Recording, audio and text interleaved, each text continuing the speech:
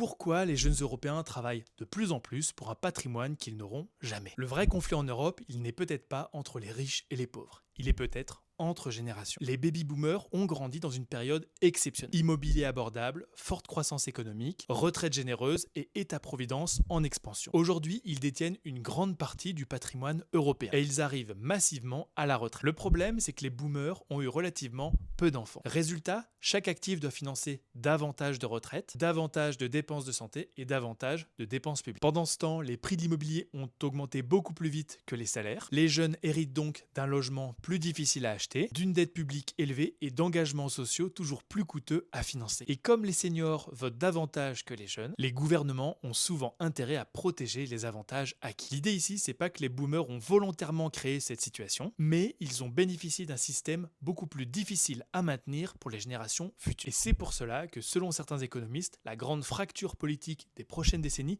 pourrait opposer les générations plutôt que les classes sociales. Bref, dites-moi en commentaire ce que vous en pensez. Est-ce que la situation vous paraît juste ou elle est plutôt injuste?